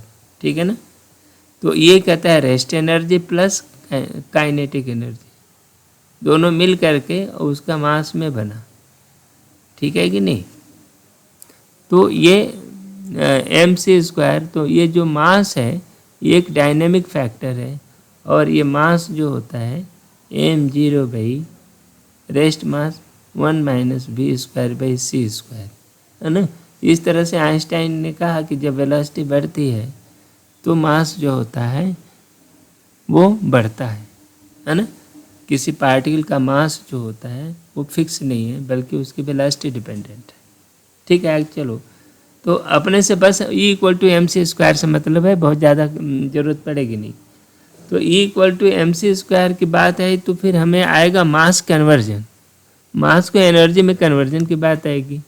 तो उसके लिए एक फार्मूला याद करने की ज़रूरत पड़ेगी, वो ये है कि एक यूनिट एटॉमिक मास, एक mu एटॉमिक मास को एनर्जी में कन्वर्ट करोगे तो कितनी एनर्जी बनेगी। तो ये फाइनल क्या है, mc² को ही क्या है, देखो ये मास किलोग्राम में बदल लिया, c इतना है ना, और mc² ये कर लिया, तो ये आएगा जूल में इतना, मिलियन इलेक्ट्रॉन वोल्ट में कन्वर्ट कर दिया 931.25 MeV।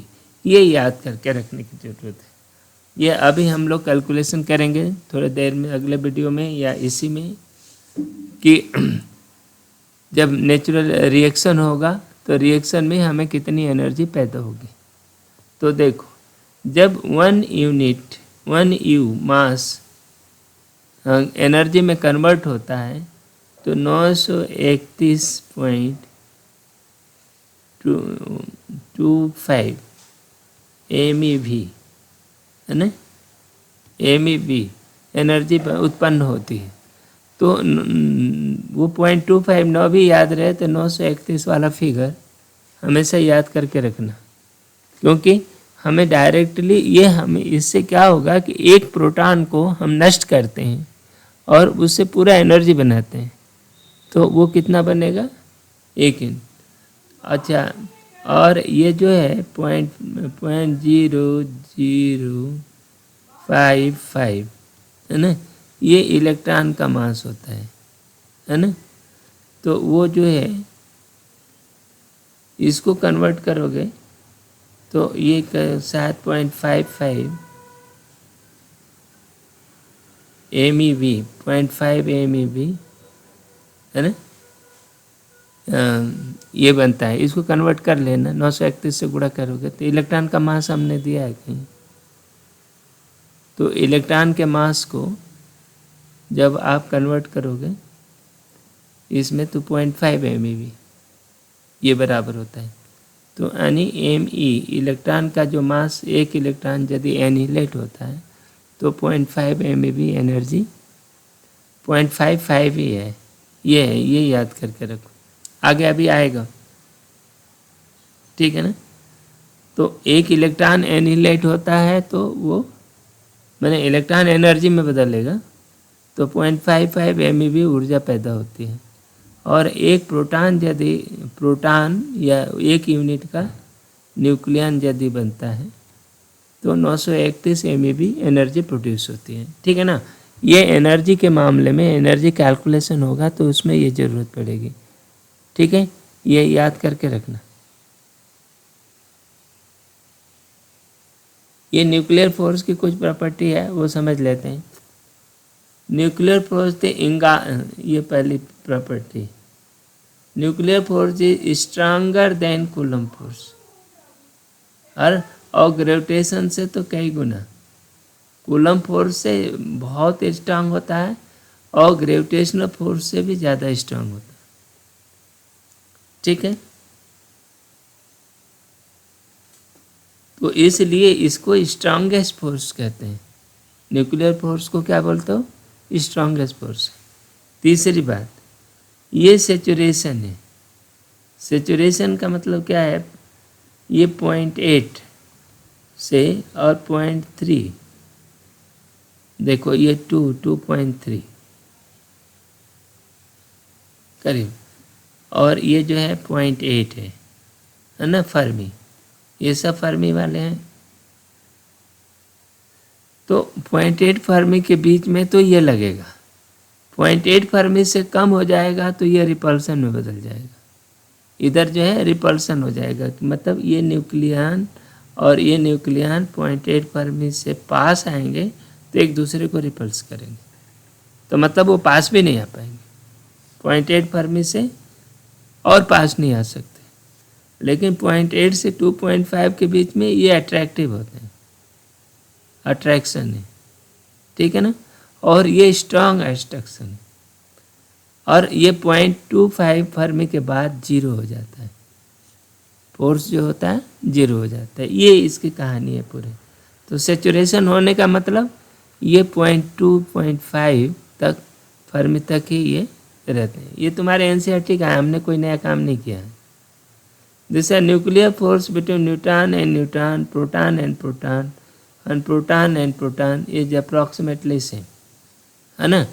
Neutron neutron, proton proton और प्रोटॉन न्यूट्रॉन सभी आपस में एक दूसरे को अट्रैक्ट करते हैं और सभी समान ही होते हैं, उनमें आप अलग नहीं करते। ये चार्ज डिपेंडेंट नहीं होता, doesn't depend on charge, charge के ऊपर नहीं निर्भर करता, याद रखो। Unlike the coulomb force, Newton law on gravitational force not simply A mathematical form of nuclear force. देखो न्यूक्लियर फोर्स का कोई फार्मूला नहीं है, क्या बोल रहा है, न्यूक्लियर फोर्स का कोई फार्मूला नहीं है। क्या हुआ भाई, न्यूक्लियर फोर्स का कोई फार्मूला नहीं है जिसको आप ये कह सके कि इतना लगेगा, लेकिन एक मोटे मोटे हमें एक्सपेरिमेंटल पता है। तो आगे इसमें अब ये प्रश्न पूछे कि nuclear force is inverse square law. यदि कोई कहे कि nuclear force is inverse square law, is it true? नहीं, ये ट्रू नहीं है, गलत है, क्योंकि हम जानते ही नहीं एक्चुअली क्या है। दूसरी बात, nuclear force is central force.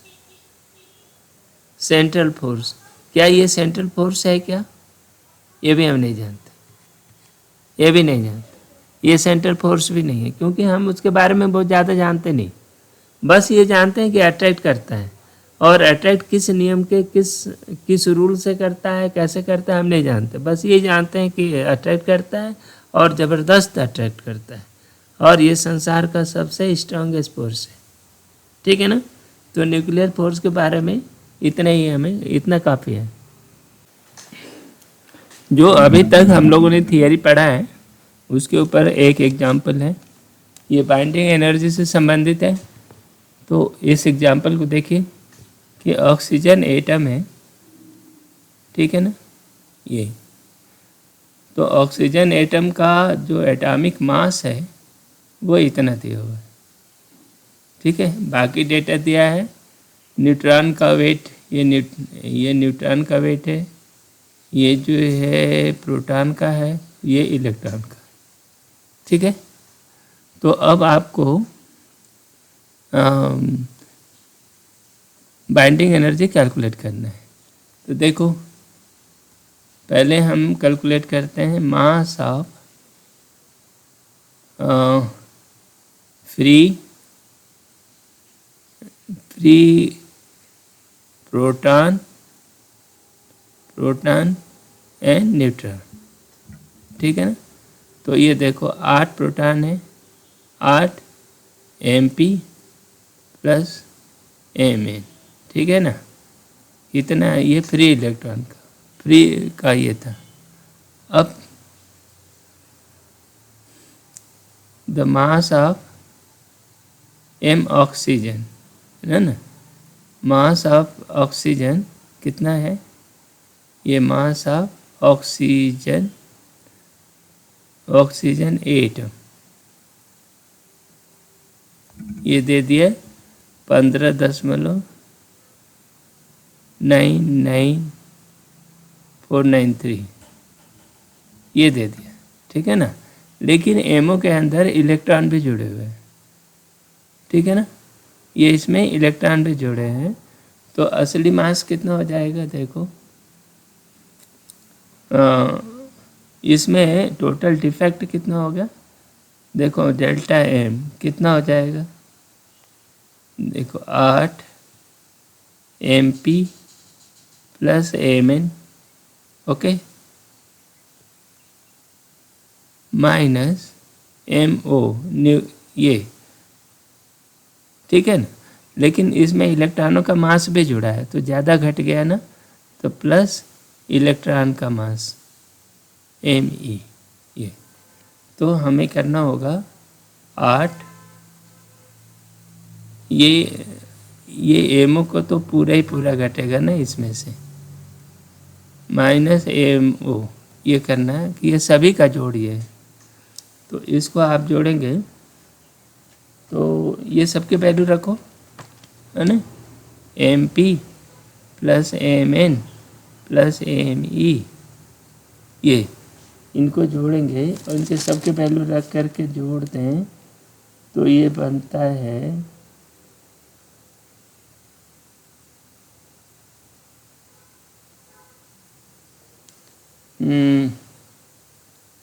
ये बनता है 16.12744, ठीक है, प्लस इलेक्ट्रॉनों का 8 इलेक्ट्रॉनों का मास हो गया 0.044 एटॉमिक यूनिट में, ठीक है।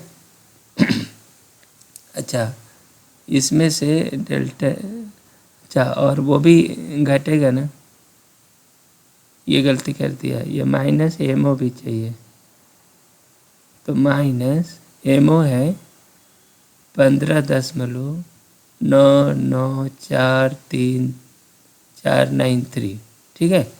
इन सबको आप कैलकुलेट करोगे तो ये बन गया 0.13, ये सिंपल जोड़ है 691 यू, है ना, इतना डिफेक्ट होगा। तो इसमें क्या है, टोटल न्यूक्लियस का मास घटा दिया और ये प्रोटॉनों और न्यूट्रॉनों का अलग अलग मासों को जोड़ करके जोड़ लिया, फिर इलेक्ट्रॉनों का मास भी जोड़ लिया और उसको इतने में से घटा दिया, तो इतना बन गया। अच्छा इसको एनर्जी में कन्वर्ट करो, ई इतना तो मास डिफेक्ट हुआ, ठीक है ना, तो ये हो गया डेल्टा एम इंटू सी स्क्वायर, तो ये 0.3169 गुणित 931.25 एम ई भी हो गया, है ना, और इसको आप गुणा करेंगे तो 127 हो गया, 127.49, ठीक है। अब ये जो है 16 न्यूक्लियन का एम ई बी, ठीक है, तो क्या हुआ, बाइंडिंग एनर्जी क्या होता है, E/16, ठीक है, तो ये हो गया 127/16.49, तो ये बन जाएगा 7.968 MEV पर न्यूक्लियन, ठीक है ना, ये बाइंडिंग एनर्जी पर न्यूक्लियन इतनी हो गई, ठीक है। तो ये सवाल जो हैं इसी तरह लगते हैं, ठीक है, ये थोड़ा सा मेहनत का है, लेकिन इसका आप जोड़ लो, मास डिफेक्ट कितना हुआ 931 से गुणा कर दो, फिर तुम्हारी वो बाइंडिंग एनर्जी, टोटल एनर्जी आ जाएगी बाइंडिंग एनर्जी, और उसको पर न्यूक्लियन करना है तो न्यूक्लियनों की संख्या से भाग दे दिया, 16 प्रोटॉन न्यूट्रॉन है तो वो अब ले लिया, 7.9 ऑक्सीजन ये चला गया एक स्टेबल एटम में, ठीक है। अब अगला देखते हैं, अब अगला टॉपिक देखते हैं, वो है बाइंडिंग एनर्जी कर्व, ठीक है ना। बाइंडिंग एनर्जी जो नेचुरल एटम है उनका बाइंडिंग एनर्जी कर्व है ना, कर्व ऑफ नेचुरल एटम।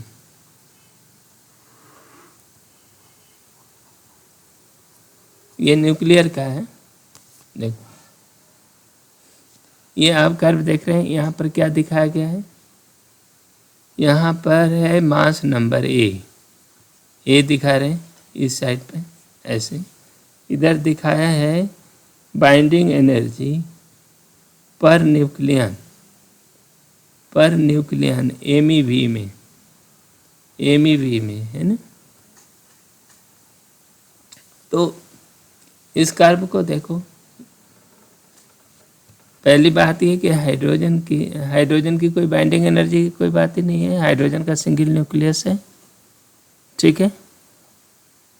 ये देखो ये ट्राइटियम का 2 दशमलव कुछ हो गया, यहाँ पर 3 न्यूक्लियन है ना, 3 न्यूक्लियन है, कैसे, 2 न्यूट्रॉन है 1 प्रोटॉन है, ये ट्राइटियम है, तो इसकी बाइंडिंग एनर्जी 2.5 के आसपास है, देख रहे हो।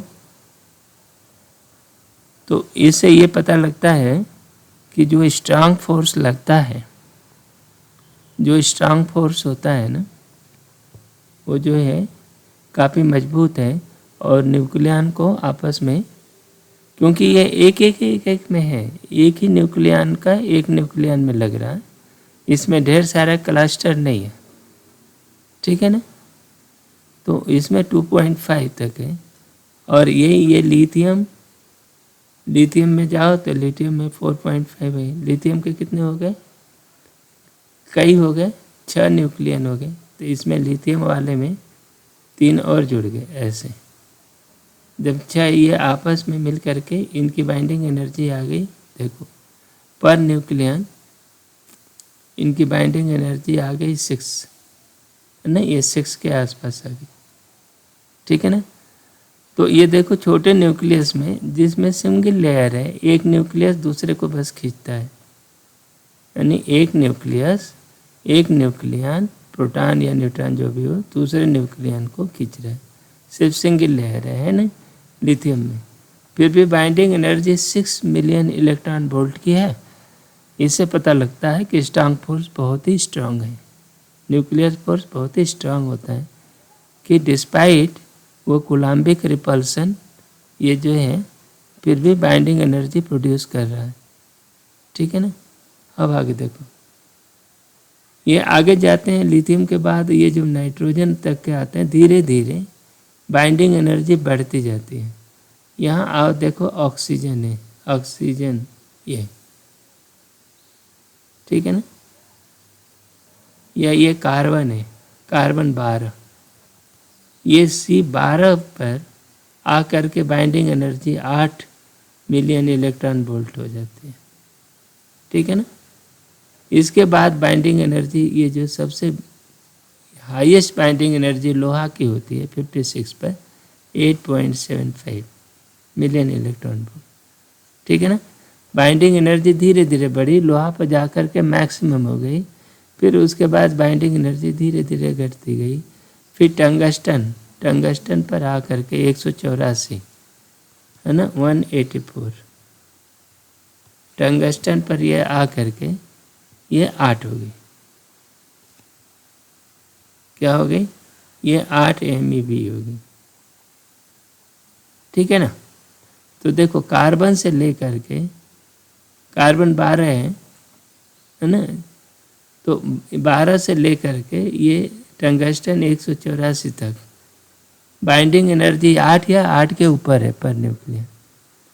इसके बाद बाइंडिंग एनर्जी फिर घटना शुरू हो गई और यूरेनियम में जा कर के ये 7.6 हो गई, 7.6 MeV हो जाती है यूरेनियम तक पहुँचते पहुँचते, है ना। क्योंकि देखो 184 से लेकर के 250 तक और न्यूक्लियस हैं, उनकी बाइंडिंग एनर्जी कम है। तो इसके दो जोन हैं, एक जोन ये इधर ध्यान देने की बात है, और दूसरा जोन जो है डोज 2 है। ठीक है। इन दो जोनों के बारे में हम लोग बात करेंगे। ठीक है। तो हम लोग जोन 1 की बात करते हैं। ये यहाँ पर देखो कि ये बाइंडिंग एनर्जी कर्व ये बता रहा है कि ये इसकी पोटेंशियल एनर्जी किस तरह बढ़ रही है। ये बाइंडिंग एनर्जी है पर न्यूक्लियन, ठीक है ना। और बाइंडिंग एनर्जी क्या होती है?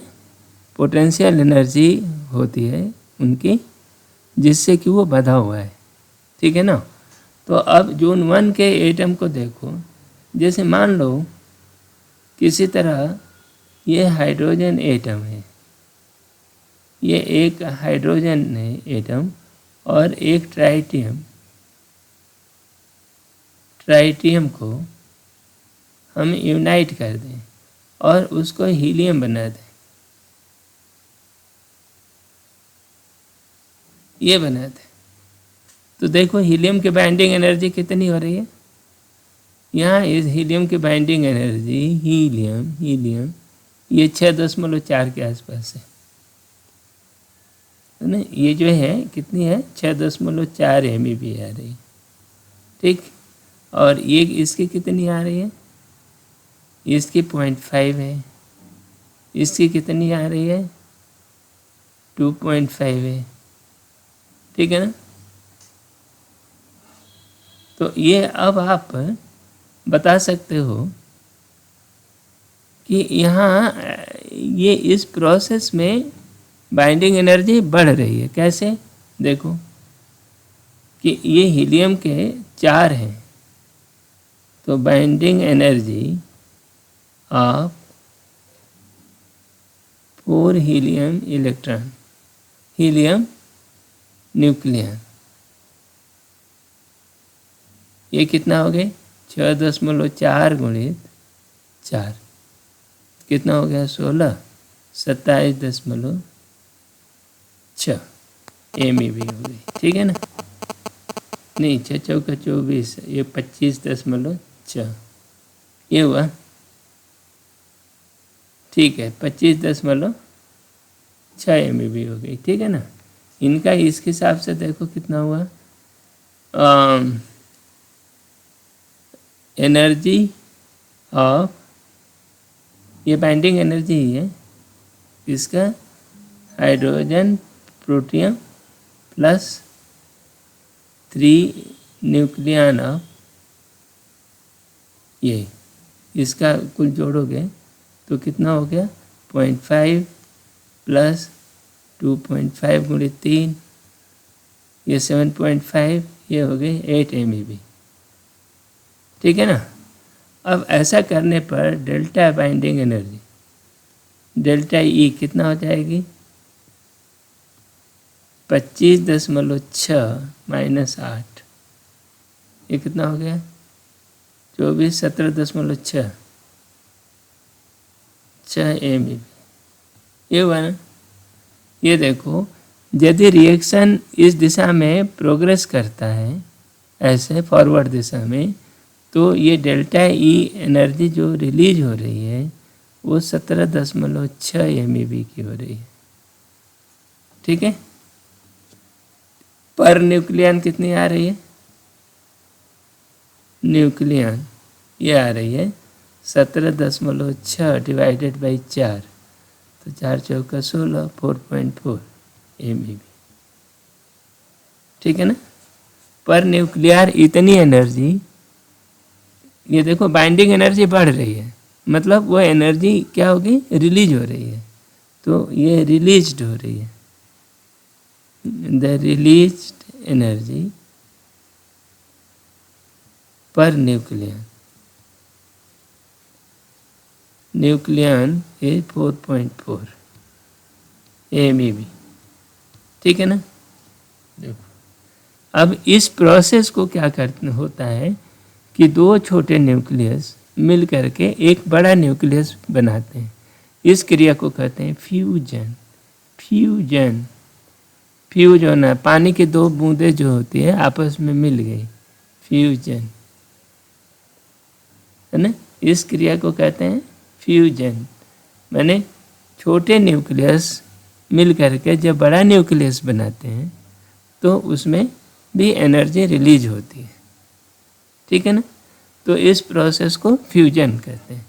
तो यहाँ पर इस बाइंडिंग एनर्जी कर्व से पता चलता है कि ये जो छोटे हाइड्रोजन और हीलियम जैसे जो हल्के तत्व हैं, हल्के न्यूक्लियस हैं, वो आपस में जुड़ करके भारी न्यूक्लियस बना सकते हैं, और ऐसा करके जब वो फ्यूज होंगे तो एनर्जी निकालेंगे। और ये एनर्जी छोटी मोटी एनर्जी नहीं है, एक न्यूक्लियस से एक प्रोटॉन जब फ्यूज होगा या एक न्यूट्रॉन फ्यूज होगा तो 4.4 MeV एनर्जी देगा। ये एनर्जी ज़बरदस्त है, ठीक है ना। इस एरिया को, इस एनर्जी को, इस तरह के प्रोसेस को फ्यूजन कहते हैं, ठीक है ना। और फ्यूजन से एनर्जी निकलती है। तो आगे हम फ्यूजन के प्रोसेस पढ़ेंगे कि कैसे एनर्जी निकलती है, तो वो हम लोग बात करेंगे। लेकिन ये बाइंडिंग एनर्जी कर्व फ्यूजन की संभावना को बताता है। ये कर्व ये बता रहा है कि इस पार्ट में ये जोन 1 जो है ये मॉलिक्यूल फ्यूज हो सकते हैं और एनर्जी देंगे। इसमें एनर्जी ये नहीं बताता कि कब एनर्जी देंगे। इसके लिए अलग एक्सपेरिमेंटली पता है, इसके लिए एनर्जी टेम्परेचर तुम्हारा होना चाहिए 10⁸ सेल्सियस केल्विन, माने टेम्परेचर बहुत हाई होना चाहिए। और इतने टेम्परेचर पर तुम्हारा कोई भी मैकेनिकल, कोई भी सामग्री जो होगी सब जल जाएगी, है ना, सब गल जाएगी, लिक्विड बन जाएगी। तो इतने टेम्परेचर पर आप, तो ये जो फ्यूजन की क्रिया है हाई टेम्परेचर पर होती है और ये पॉसिबल है। इसके आधार पर हम लोग हाइड्रोजन बम बनाते हैं, ठीक है। सूरज में ये क्रिया लगातार चल रही है, सूरज का टेम्परेचर बहुत ही हाई है, तो सूरज में ये जो फ्यूजन की क्रिया है लगातार चल रही है, जिससे आपको एनर्जी मिल रही है, ठीक है ना। लगातार सोलर एनर्जी आपके पास पहुंच रही है। उसका मेन कारण है कि सूरज में लगातार फ्यूजन की क्रिया हो रही है, ठीक है ना। तो ये फ्यूजन समझ लिया। अब आगे देखो, एक दूसरी क्रिया भी संभव है, यही बाइंडिंग एनर्जी कर्व बताता है। वो क्या बताता है, यहाँ देखो, ये जोन 2, ये जो बीच वाले एलिमेंट हैं ये 56 के आसपास है ना, इनकी बाइंडिंग एनर्जी 8.75 है और इन वालों की बाइंडिंग एनर्जी कितनी है, 7.6 है। ठीक है, यूरेनियम का। यदि तुम्हारा यूरेनियम, ये दूसरा प्रोसेस हम कर रहे हैं फिशन, इसको कहते हैं फिशन, टूटना। जब न्यूक्लियस टूट गया, ये बड़ा न्यूक्लियस टूट करके छोटे छोटे 2 न्यूक्लियस में बट गया। मान लो ये बड़ा न्यूक्लियस है ना, इसका ए है और ये A/2 का हो जाता है, ये भी A/2 का हो गया है ना। तो दो टुकड़ों में ये बट गया है ना। टोटल न्यूक्लियन कितना है, इतना। ठीक है ना। ये जैसे यूरेनियम है, यूरेनियम 235 है, यूरेनियम 235 है ना। और ये इसके बीच के दो भागों में टूट जाता है ना। वो बीच वाले में होता है, ये बिल्कुल ये बीच वाले लेवल पर पहुंचता है ना, और ऐसे टूटता है। तो इसको अलग से देखेंगे, लेकिन ये बेरियम प्लस क्रिप्टन में ये टूट गया, ये लगभग ये बीच वाले हैं है ना। तो हम तो पहले इसी एग्जाम्पल पे बात कर रहे हैं। मान लो ये टूट गया, इनकी एनर्जी 8.75 है ना, ये 8.75 वाले न्यूक्लियस है और इनकी एनर्जी कितनी है, 7.6 है। ठीक है ना। अब इनको देखो, जब ऐसा टूटता है तो इनकी बाइंडिंग एनर्जी में डिफरेंस कितना होता है, डेल्टा बी का जो डिफरेंस हो रहा है 8.75 गुणे 7.6, ये अंतर कितना है, 1.75 माइनस 0.6, तो 1.15 MEV कितना पर न्यूक्लियन है ना। पर न्यूक्लियन इनमें जो डिफरेंस हो रहा है ये इतने का हो रहा है। ठीक है ना। तो अब एनर्जी एक, यदि the energy released, energy release कितना होगा, A टाइम गुणित 1.5 MEV। ठीक है ना। तो 1.15 MEV। ठीक है ना। तो सिर्फ एक एटम यूरेनियम का यदि टूट करके 2 टुकड़ों में बैठता है तो उसकी वजह से इतनी एनर्जी मिलती है। ठीक है ना। और ये एनर्जी ये भी बहुत ज़्यादा होती है, लेकिन पर न्यूक्लियन जो एनर्जी इसकी है ये कितना है, 1.15 है। लेकिन यहाँ देखो, ये फ्यूजन में जो एनर्जी रिलीज हुई वो 4 गुनी ज़्यादा है। एक न्यूक्लियन का जो एनर्जी है पर न्यूक्लियन 4 गुनी ज़्यादा है, इनकी थोड़ी सी कम है, पर ये भी एनर्जी का बहुत बड़ा स्रोत है। और ये स्रोत क्या है, इसमें जब ये 2 न्यूक्लियस टूटते हैं, न्यूक्लियस जो है 2 न्यूक्लियस में टूटता है बड़ा न्यूक्लियस, तो इसमें फ्यूजन की क्रिया होती है, यानी फिशन की क्रिया होती है ना। फिशन माने ब्रेकिंग है ना ऑफ न्यूक्लियस। ठीक है। तो इससे क्या हुआ, इससे भी एनर्जी बनती है। ये एनर्जी क्यों बनती है, ये बाइंडिंग एनर्जी बढ़ जाती है। ठीक है ना। तो इस तरह के 2 एक्सोथर्मिक रिएक्शन ये बताता है। ठीक है। और ये एनर्जी बहुत छोटी मोटी नहीं है। यदि 1 किलोग्राम यूरेनियम यदि होता है ना, इसको हम फिशन कर दें इसका 1 किलोग्राम यूरेनियम का, तो आपकी एनर्जी बनती है टोटल एनर्जी 10⁻14 जूल। ठीक है ना, ये एनर्जी बहुत ही ह्यूज होती है ना। और इसका क्या होता है, इसका अभी न्यूक्लियर रिएक्टर में उपयोग करते हैं। न्यूक्लियर रिएक्टर माने न्यूक्लियर पावर बनाने में, ठीक है। और दूसरा एटम बम बनाने में उपयोग करते हैं।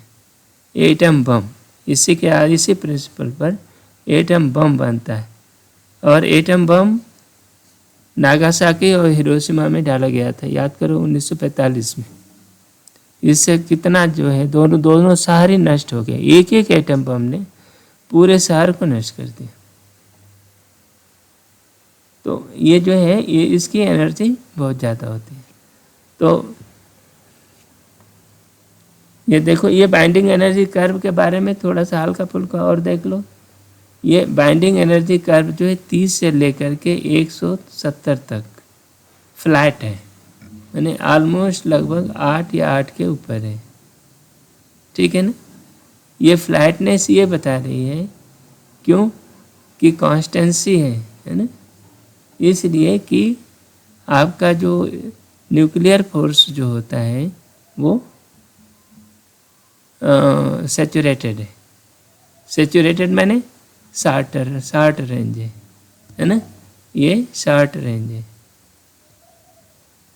ऐसा क्यों कि देखो ये न्यूक्लियस के मान लो ये लेयर आ जाए, ये बना ही लो, न्यूक्लियन ऐसे हो जाए, लेकिन ये न्यूक्लियन जो इस वाले न्यूक्लियन को ये खींचने वाला सिर्फ 1 या 2 ये न्यूक्लियस, 2 न्यूक्लियन ही होते हैं। बाकी ये जो है इस पर कोई फोर्स नहीं डालते क्योंकि ये दूर हो गए। ठीक है ना। तो ये है पहली बात, क्या है कि binding energy per nucleon is practically constant है। 30 से 1 के बीच 8.75।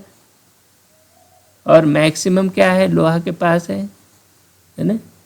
और मिनिमम वैल्यू भारी में यूरेनियम के पास 7.6 MeV है। ठीक है ना, ये बात है। Binding energy both light nuclei and heavy nuclei can draw the some conclusion from this. उसकी बात हमने कहा, इसकी वजह से फ्यूजन की क्रिया होती है और ये फिशन की होती है ना। दूसरी क्रिया फिशन की होती है। इस पर हम लोग डिस्कस कर चुके हैं। ठीक है। Force is attractive and sufficiently strong to produce the binding energy of few MeV। जो फोर्स है कौन, न्यूक्लियर फोर्स जो होता है वो अट्रैक्टिव है, ये सही बात है, लेकिन वो काफ़ी स्ट्रांग है, ये इससे पता लगता है। फिर कांस्टेंसी ऑफ बाइंडिंग एनर्जी ये बताता है कि nuclear force is short range saturated. क्या है, nuclear force is short range. ठीक है ना, ये बात आपने ये समझ दिया। तो ये एक्चुअली इसका जो एक एक लाइन है ना, जो तुम्हारा एक एक लाइन है इसका, इस पर आपको सवाल बन सकता है कि कांस्टेंट होने का क्या मतलब है कि न्यूक्लियर फोर्स शॉर्ट रेंज है। ठीक है। और बाइंडिंग एनर्जी few MeV है, तो इसका मतलब न्यूक्लियर फोर्स स्ट्रांग है। ठीक है ना। तो ये वीडियो अब बड़ा हो रहा है और यहीं पर हम इसे रोकते हैं। इसका न्यूक्लियर रिएक्शन और रेडियो एक्टिविटी से संबंधित टॉपिक अगले वीडियो में हम लोग कवर करेंगे। ठीक है, मिलते हैं अगले वीडियो में। Thank you very much.